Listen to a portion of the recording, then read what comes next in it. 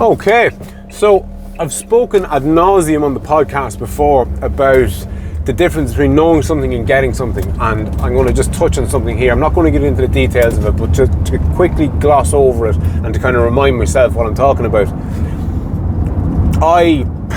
We, and I mean we as in us collectively, and we as in the group of things that make up an individual person, it's essentially a trinity. So you have, it's body, mind and spirit is one way of phrasing it. So we have our physical bodies, we have our minds, our thinking minds, and then we have the feeling or emotional or spiritual side of ourselves. And an example I've given before in relation to knowing and getting something is, I get fire, and most people, we kind of get it.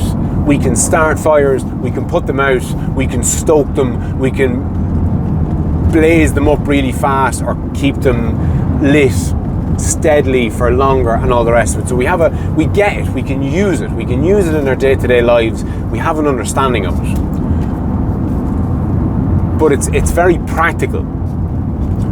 But when you get down into the knowing it and you try and explain it, it's like, oh yeah, fire, you need heat, you need fuel, and you need oxygen, and it's oxidation, and you're fucking really starting to fucking reach, like.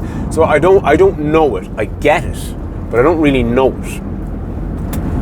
And that's something I've harped on about a lot, the difference between knowing something and getting something, and how we can think about something to a certain degree, and we either can also use it to a certain degree. And if you get something and you know it, you've integrated it, and that's the goal for a lot of knowledge. It's to integrate it.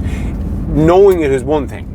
You might be able to quote fucking Nietzsche and Dostoevsky and fucking all these other different people, and you might be quite an intellectual person.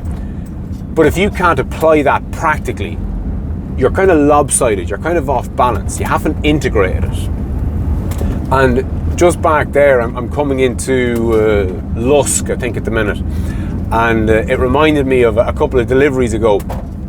I was driving along, minding my own business, on a route that I've done 100 times, and I came to a roundabout. And I was right at the roundabout, and I had to make a decision as to where I was going to go, and I was like, fuck! Am I going straight here or am I turning right? I knew I wasn't going left because I could see left, and I was like, no, that's not where I'm going. But I was looking straight on and looking right, and I was like, fuck, I don't know where I'm going here. And I said to myself in my own head, I said, fuck, right, I'll go straight through, I'll pull over, I'll take out the map app on my phone, and I'll fucking figure out where the fuck I am. Now, this is a route that I've done a fucking 100 times. But just before I decided to get out the maps, I realised something. I was already indicating right. So what had happened, with the benefit of hindsight, is I approached the roundabout, unknowingly, like unconsciously, I flicked the indicator because it was as though my body knew where I was going, but my mind didn't. And I think there's value in appreciating that we're not as congruent in our own fucking selves as we might think we are. And another example of that is essentially being delusional, and we're all delusional to one degree or another. Like I mentioned in a previous episode, that I haven't uploaded anything in 5 years. Like, if I had sat down and thought about it, I would have come up with maybe 2 years. Maybe I would have got it right and said it was about a year since I'd uploaded something.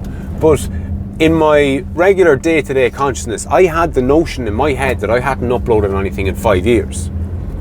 So I was off by a factor of 5.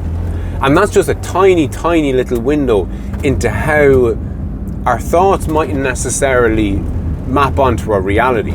And if we just took the time to, I suppose, process our thoughts and emotions, and maybe take time out and get a better understanding of ourselves, I think we'd be the better for it. And it's something that I'm a massive fan of, this idea of getting to know yourself better, because if you don't have a good appreciation for who and what you are, you're never going to have a good appreciation for who and what anybody else is. And on that note, I'll chat to you soon.